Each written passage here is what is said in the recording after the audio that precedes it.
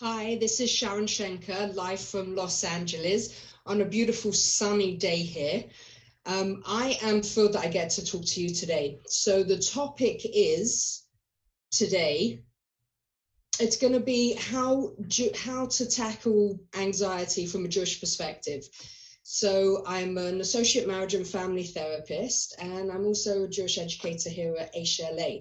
So I'm going to try and pair the two today because we are definitely living in interesting times during Corona. So let's see how we can do this. Anxiety. Let's first start by defining anxiety. So if you touch this part of your head, it's called the prefrontal cortex. The prefrontal cortex is where all your thoughts are happening all of the time, subconsciously, consciously. Already you've checked out whether you think this olive green top looks good with my hairband.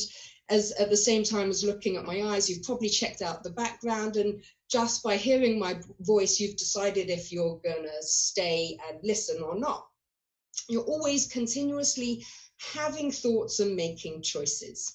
So if one of those thoughts begins with, oh no, an oh no thought, we're going to call it, you have a little section of your brain behind your ear. It's called the amygdala. It's about an almond-shaped piece. Now that amygdala is your fear center. If you think of an office or a school that has an alarm bell, if there's danger and the alarm bell goes off, and it sends messages to the entire body of the school or the building, everyone has to leave. So that's how your brain works, but with your body as the center. So you get an oh no thought that says, oh no, during Corona, there's no way I can handle another day in my house with my kids. I feel so gypped that I can't go to my college graduation. Why is my husband not helping me with the kids? This ain't working for me. Or my friends all went on house party app and they were hanging out together and they didn't invite me. Like, I can't deal with this anymore. I'm going to come out of Corona and I'm not going to have any friends. Whenever there's an oh no, I can't handle this, or oh no, I can't cope, it hits your alarm bell, the amygdala. We could call it Amy. But when it hits Amy, Amy's job is to protect its girls, to protect Sharon Schenker. And its job is to send adrenaline all over your body. And it's super cool. If you think about it from a science perspective, it's amazing. Hashem creates our bodies in such an amazing way. So it hits your alarm bell, releases adrenaline instantly. So sometimes when you're feeling, I can't handle it, your heart will start pumping. You might get stomach aches, you might get headaches, you might start to sweat. So there are reasons for all of these. It's because we need to escape from danger. So your heart starts to beat because you have this reflex called the flight, or freeze. Right. So you want to run away from danger, you want to fight it, or you go, ah, like this. Ah, that was just for fun because I get to see myself at the same time. So your Amy is sending out adrenaline. It's going to instantly, you might get a stomach ache because your digestive system shuts off immediately because it needs to conserve energy so that you can run away from danger or be ready to fight it. Your heart starts pumping as it's sending oxygen and blood around your body. You start to sweat because actually that's how the animal kingdom and us are created, to slip out of danger. Your eyesight gets really keen so that you can see at nighttime. The reason why we might get a headache or feel a bit lightheaded when we're anxious is because instantly the blood rushes from your brain so that you're ready and goes to your arms and your legs and other places that are needed so that you're ready to fight, flight, and flee from this danger. I find it fascinating. I think it's incredible. So when all that's happening, whenever you have an oh no thought, it hits Amy. Amy's job is to release that adrenaline. And we we have a hard time of feeling, I can't cope, I can't deal with it. So what I'm going to show you is how there are times in the Torah. Torah is the wisdom that we have for living. And we have the spiritual DNA of all of our ancestors combined. So we're immensely great, great people. And I'm going to give you some ideas of psychology to help us understand what to do from a cognitive perspective. So to understand anxiety, all of us have it. It's there to protect us. And you know that you have it because if I told you to go and cross the road with your eyes closed and your ears plugged, you wouldn't even be able to put one foot forward because you have anxiety, because your anxiety is there to protect you. But sometimes we feel we can't cope. There's no way we can deal with this. I can't handle it. And we release the adrenaline. We send our body into a tiz and a spin. And when that happens, we have to understand what the anxiety is doing. So number one, we're going to externalize the anxiety so that we can talk to it. Because it's not you, it's an element of you that wants to protect you, but it's a bit high on steroids. To externalize it, give it a name. I'm going to call my Mr. Worry just for purposes of this, but you could call it Stephanie or Jake or Joshua, Yecheskel. So Mr. Worry needs two things in order to be completely off its rocker. It needs certainty, which is I know. Certainty is I have to know what's going on and what's going to happen next, and I want to control it, and comfort, which is I want to feel safe and comfortable or else I'm out of here. So what does anxiety need in order to feel okay? It needs certainty and comfort. I need to know exactly what's going to happen, how this is going to happen, and I need to feel good about it enough that I'm ready to step in. Otherwise, I'm out of here. Okay. So we're going to go through a few steps of a process in order to help us understand that we're not getting rid of the anxiety. It's there. It's our friend, but how we can deal with it better. Okay. So number one, it's understanding. Before we get there, it's understanding all the way through Torah. There's so many instances where this mini flip out has happened, but we also see God's response to it. So one of those, let's take the example of the burning bush. Okay, Moses is walking his flock with his sheep and he sees a bush that is burning and it's not being consumed. And it's really interesting. So he goes up to it and there's this booming voice that says, Moses, you're on holy ground. You know, that's how God sounds. And take off your shoes. So he takes off his shoes and he says, Moses, you're going to take the Jewish people out of Egypt. And Moses' response is really fascinating. He says, me? Are you kidding? I'm not going to take the Jewish people out of Egypt. No way. Who am I? And he comes up with all these excuses and God responds to every one of them. And it's fascinating, the responses, because it helps us understand what we need to do during times of anxiety too.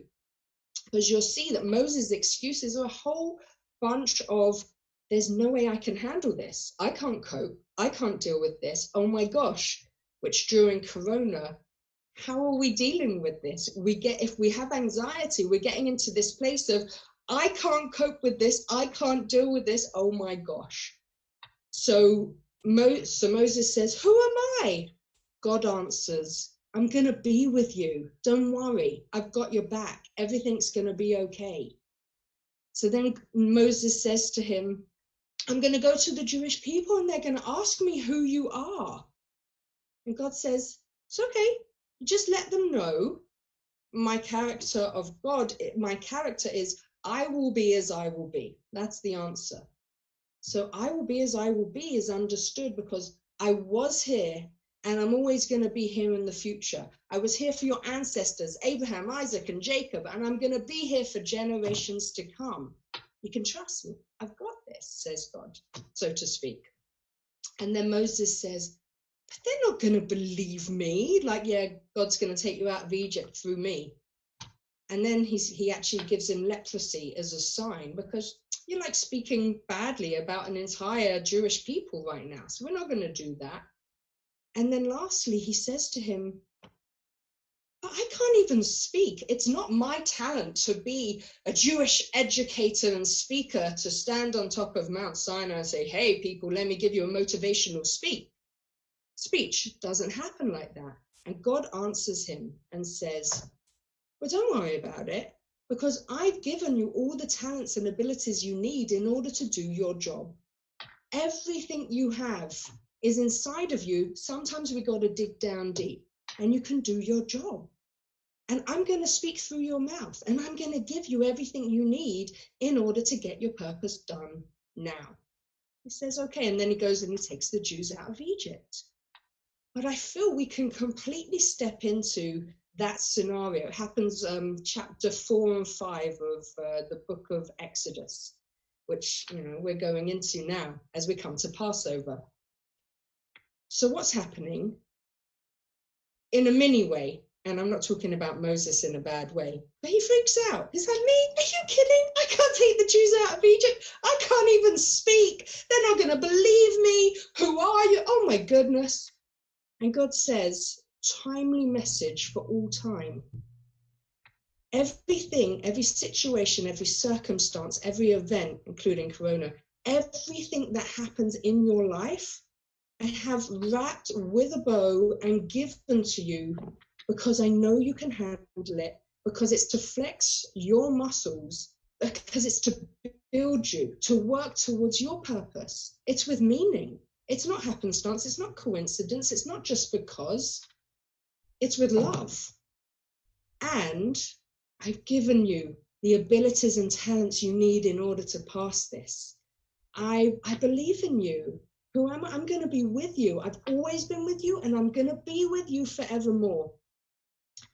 And he says, I'm going to instruct you. I'm going to be with you. And I've been here for Abraham, Isaac, and Jacob. I'm going to be with you forevermore. Which is pretty awesome, because Hashem believes in every single one of us to get the task done, because he's imbued inside of us every talent, every ability, everything we need in order to do it. So stepping back to anxiety, we also have this continual voice, which we've externalized now, called Mr. Worry. I'm calling it Mr. Worry, that says, oh my gosh, I don't know. There's so much uncertainty. I don't know how long this is going to last. And I don't know if I can handle this without killing my children. And I don't know if I can be so socially isolated from my friends. And I don't know how I'm going to pay for anything. I don't know, and I can't handle this stuff. So that's the prefrontal cortex message of danger that hits the amygdala, that sends your body into a spin. That's called anxiety, the body's response to the oh no thoughts. So we have to figure out the next step. Step 1 is we've externalized the anxiety, we're able to hear it. Whenever the oh no thought happens, it generally begins with, oh no, I can't handle it. Oh no, I can't cope. Oh no, this is awful. A few days ago in our house, I've got 18-year-old down to 5-year-old. And in our house, we have a few people who just stay in their bedrooms, and there was a power cut, as well as having to social distance, you can't see your friends. For teenagers, it's, the fear of missing out, that's real. It's not a fear of missing out. They are missing out. They're gypped of college graduations, semesters abroad, not seeing their friends. There's a lot going on. It's a real thing right now. And they had to come out of their bedrooms and be with the family. And slowly, they kind of opened up their doors, because I can't handle this, but I can't handle being with them even more. And they managed it. So there's this uncertainty that we have to tolerate.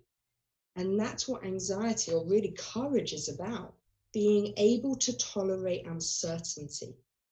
And that's when we're talking about any anxiety disorders or stress or anxiety, It's being able to tolerate the uncertainty, and there's so much of it right now.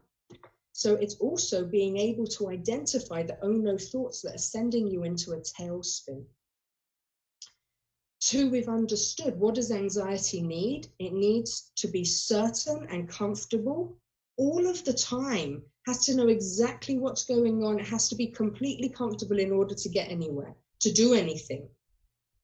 So step 2 is that we have to expect to worry, right? The way it works is,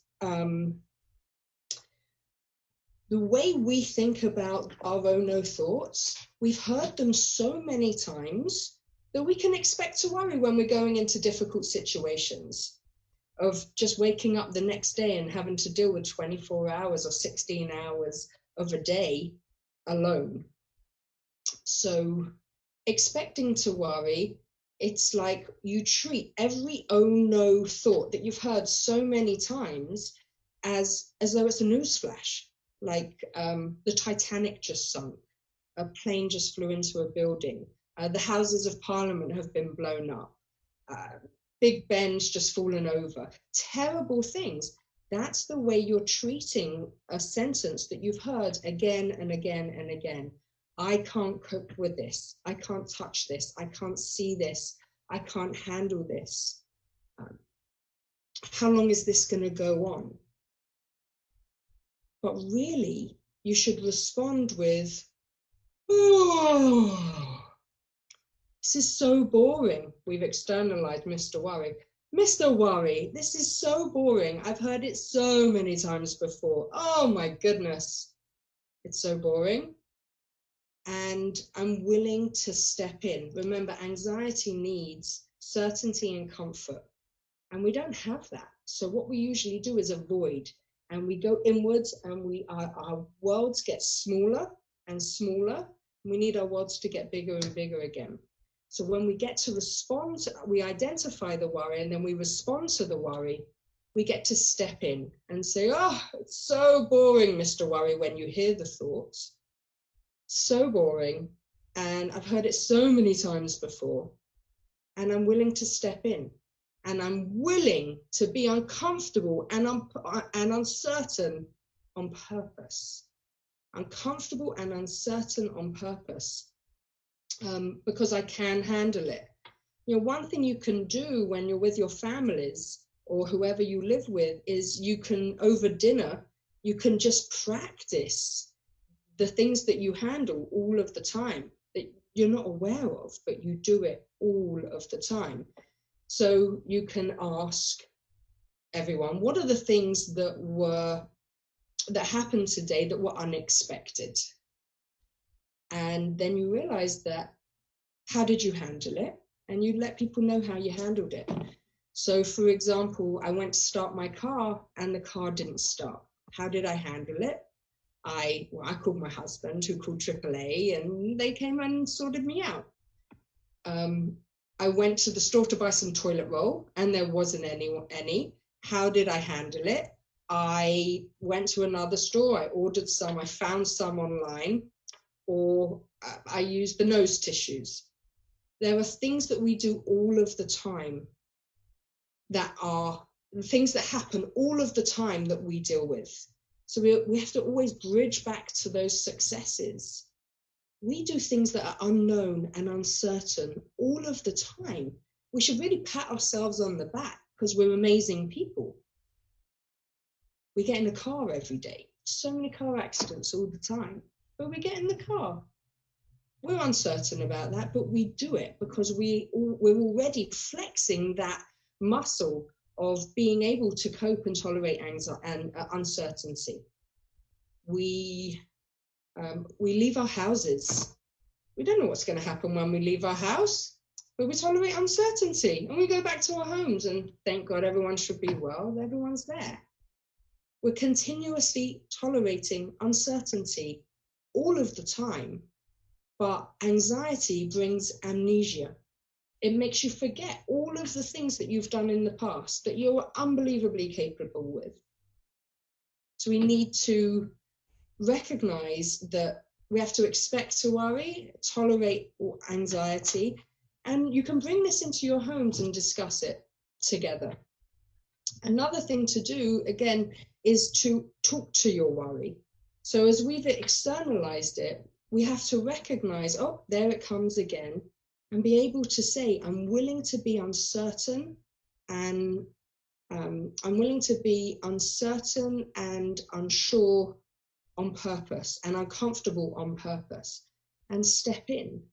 So that could be stepping into a new day and retraining your brain that I can handle this, and saying, I can handle this, I've got this, I'm willing to be uncertain, I'm willing to be unsure, uncomfortable, and I'm retraining myself that I can do these things. And that's how we flex our muscles, and it retrains us that eventually it still might be uncomfortable and you still might not know what's going on, but you'll realize that as you retrain your brain, this is just part of life. Hashem sends us things all of the time, and he doesn't want us to sit in a box. He wants us to be able to know Hashem gives us everything with love, and he wants us to reach our potential and reach our purpose and to step in. And Hashem is the one who's always controlling everything, but he's got our back and he's given us the talents, everything that we need in order to pass the test. Also, we have to know that we're problem solvers. So we're living in a time and a space of catastrophizing and storytelling. And anxiety loves that. Anxiety creates this, it grabs hold of your thinking. Anxiety grabs a hold of your thinking, especially creative people. It grabs a hold of your emotion. Your imagination grabs a hold of your thinking. That's a better way of doing it. So, and it sends you into a tailspin of all these things that could happen and might happen, and oh my goodness, and I just need to avoid it. Imagine if you're walking down the street and there is a dog, and the dog's on a chain to a tree, and as you walk down the street, it comes running at you, even though there's a fence. It comes running at you, gnarly, with its teeth showing. You jump back, and it scares you. So now the next time you walk down that street, most people, if you're feeling anxious about an experience that you've had, you're going to cross over the street and you're going to avoid the dog. In order to make anxiety manageable and allows it to just protect you, I'm not going to touch the fire because my anxiety kicks in and needs to protect me, then avoidance is the opposite of what you need to do. I'm not saying go licking, shopping carts or anything like that. We have to follow the rules during times of Corona, but there's still a continual conversation that is catastrophizing and storytelling, and it gives you amnesia of all the successes that you have had before you, and forgets and makes you forget to bridge back to those successes.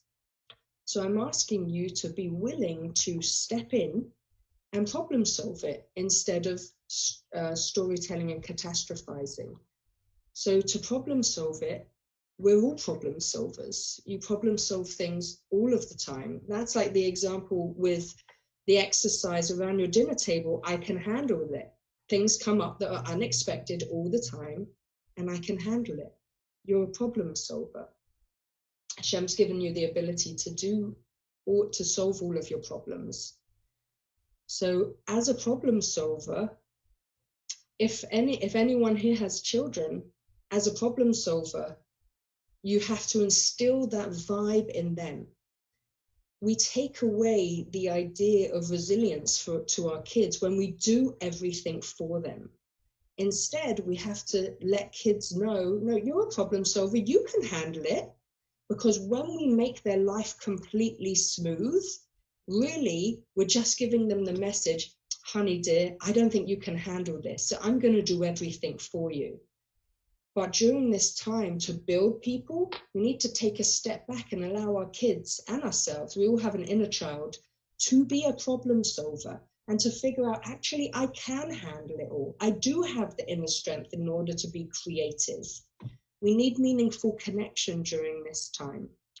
So rather than, again, the oh no thought hitting the amygdala, making you anxious, rather than, oh my gosh, I can't handle this anymore, I'm going to go out of my brain. I feel like I've got corona disaster. I can't do this anymore. My kids, I'm going to kill one of my kids, and I'm going to get divorced, and I need to get rid of my roommate, and I need to just have an all-night party, but alone right now. How can I handle this? So you can, but you can do it by problem solving. How can I have meaningful connection during this time? How can I handle being alone? Create structure. Got to make sure you get dressed every morning. You have to make sure you have a structure, that you're ready to tackle the day. But when you don't have any meaningful connection during the day and you have nothing going on, what's the point getting dressed? What's the point doing anything? And you turn inwards. And when you turn inwards, there's always a catastrophizing, storytelling vibe that makes you think, oh my gosh, I can't do this anymore. That voice, da da da da da da da da da. So you have to be able to respond to that voice. And the response, remember, is, oh, this is so boring. And I'm willing to be uncomfortable and uncertain on purpose. And I'm stepping in. I've got this. I can handle this. I deal with the unexpected all of the time. And look what I've done in the past. Remember, bridging back to those successes. So all the time through the Torah, there were many different opportunities for people to display courage. We see it all the time. Nachshon ben Aminadab, he's got the Egyptians behind him and the sea in front of him, just as the Jews leave Egypt, and there's nowhere to go. And everyone's waiting at the seafront, and the sea hasn't yet split. And he steps into the sea, and he takes another step and another step until he's up to his nose, and then the sea splits. And Nachshon ben Aminadab is praised as being the person who had courage, that he stepped in because he had trust. Hashem's got his back. Hashem's on his side. With that, you can do anything. The Maccabees in the Hanukkah story, that the Maccabees actually, their battle cry is, Maccabee comes from their battle cry, which is an acronym of the 4 letters of the word Maccabee, which is Mi Kamocha Be'elim Hashem. It's like, there's no other power like God. Hashem's with me. And they run into battle like that. They had the courage because Hashem's got me. Hashem's got my back. I can charge forward towards my potential. I'm not going to let my world get smaller. I'm going to do what I'm meant to do here. So we see Esther. She steps into in the Purim story, she steps into King Ahasuerus's room without being called upon. She risked her life. But her uncle Mordechai said, you've got to do this. You have to save the Jewish people. And she's like, me? No, I can't do this. Are you kidding? Mordechai says, well, now's the time. If you don't do it now, this is your opportunity to write the next page of history. You've got to do this. If you don't, someone else will. But then you wouldn't have built yourself in that moment. Hashem's given you this opportunity. And she stepped in. She became the heroine of the Purim story. And we see it all the way through, all the way. Abraham had 10 tests, and we have a spiritual DNA. We can flex our muscles because of that. Think of muscles. You go to the gym and you only build muscle because your muscles, you work them so hard that your muscles break. And then when they build back together, they build back stronger and harder. So Hashem's creating us to be the best possible us. And he's giving us these situations and opportunities and experiences and people that come into our lives in order to make us great, because he loves us. And we can take the opportunity for greatness, or we can make our world smaller. And part of the ways to conquer our world, like the Maccabees and Nachshon ben Aminadab and Esther and Miriam and everyone, so many characters through the Torah who are our ancestors, is because he wants us to have greatness. He doesn't want us to live in a cardboard box. So even during Corona, when we were experiencing anxiety, it's, oh, now from what we've done so far, oh, I'm feeling a response of my body to an oh no thought. I'm now going to call that anxiety, call it what it is. So I'm going to externalize that anxiety and understand that anxiety means that my amygdala, the back here, behind my ears, almond-shaped thing, has released adrenaline so that I can run away from danger. I might be sweating and my heart's racing. My stomach, I might get a stomachache or a headache because I need to conserve energy. I need to be ready.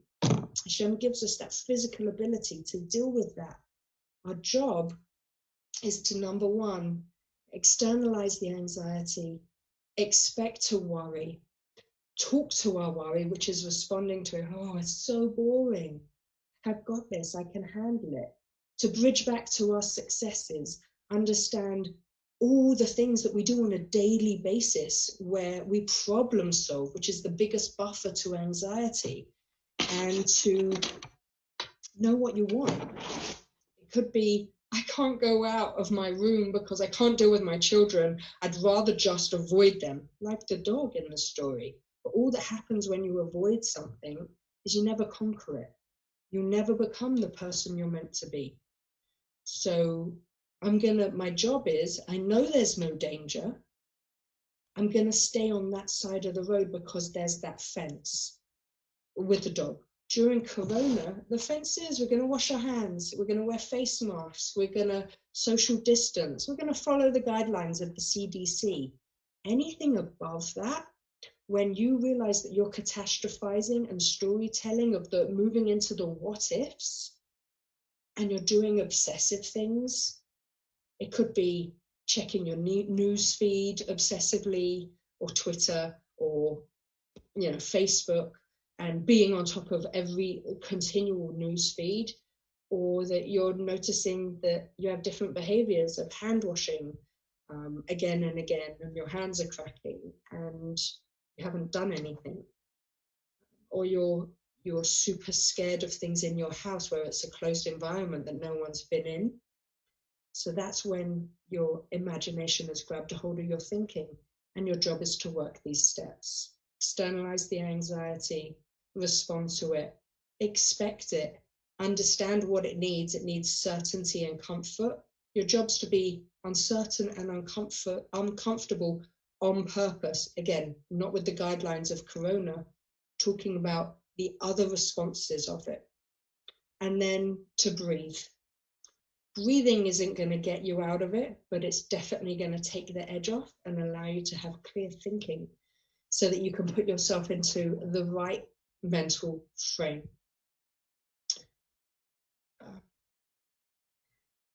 Okay, so let's talk about what is difficult. Some of the sentences that could come up in your head is, I don't like the way that my boss looked at me, or I don't like, a colleague shoots you a bad look, or a child doesn't listen to you, or a partner invalidates you, or a partner treats you like a child, or you fail on a project, or rather than eating a dozen donuts, you have to think, what am I feeling and how am I responding? What's going on? Use the tools that we've gone over today. So, I'll leave you with a story, and you're welcome to write to me at sharon@aishla.com, AISHLA.com, to continue this conversation. But I have a favorite story called I Can't from Chicken Soup for the Soul. It's a very holy book. So think of a regular classroom in any hood, right? Rows of chairs with the teacher's table right at the top, the teacher sitting there. So that particular teacher had recently been on a teacher training situation, and the supervisor, the person who taught the class, her job was to teach everyone how to bring positivity into the classroom. So the teacher goes on a training program, goes back into her classroom, and the supervisor goes along to each classroom to check how they're doing. She enters this regular classroom in America, and everyone's writing feverishly. oh my goodness, this looks great. And she doesn't want to disturb by talking to the teacher, but she walks up and down the aisles. And she looks to the right and she sees one of the boys, and it says, I can't, on the top of his paper. And then she turns to the next one and says, I can't. And they've all written lists. So the first boy says, I can't get an A in maths, I can't score during football, and I can't get Joshua to be my best friend. She goes to another page, it says, I can't. And I can't get my mum to let me have 2 cookies from the cookie jar. I can't get her to let me do all these I can't. So she goes up to the teacher's desk to say, I thought we were meant to be bringing positivity into the classroom. And she sees the teacher's also writing a list. I can't get Joshua's dad to come and talk to me about his progress. I can't get my daughter to fill up the gas in the car after she takes it out. I can't get this, and it goes on and on.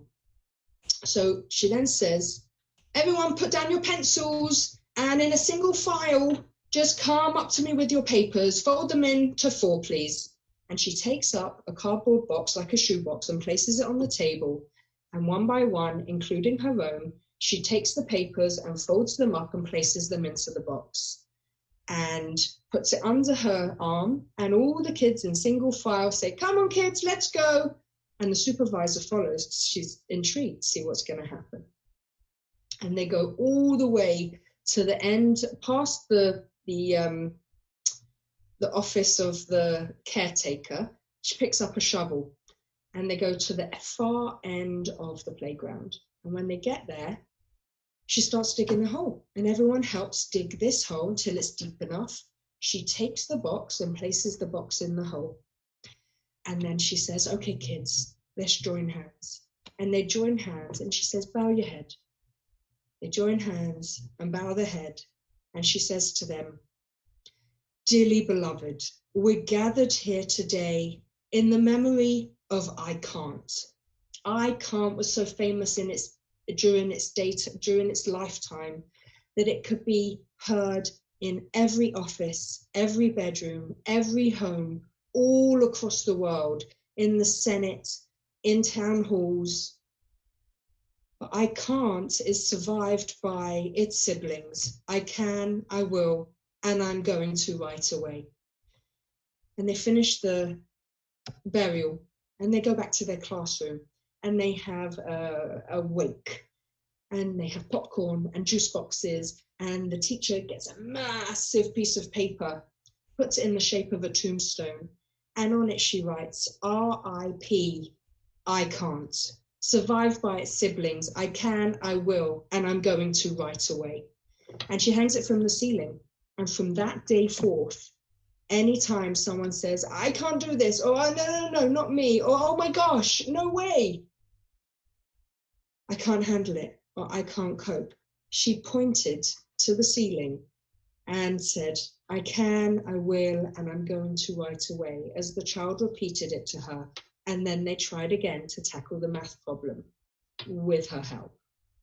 So we have to know that the supervisor on that day said she learned more that day than she'd ever learned in any seminar she'd ever given on bringing positivity into the classroom.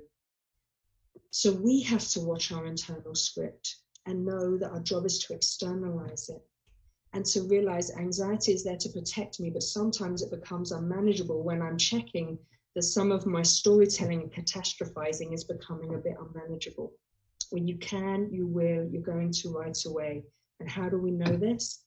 Because just like with Moses and Nachshon ben Aminadav and the Maccabees and Esther and Miriam, and for time, from the beginning of time until now, Hashem gift wraps every situation, circumstance, every person, as trying as they are and that we would never ask for them.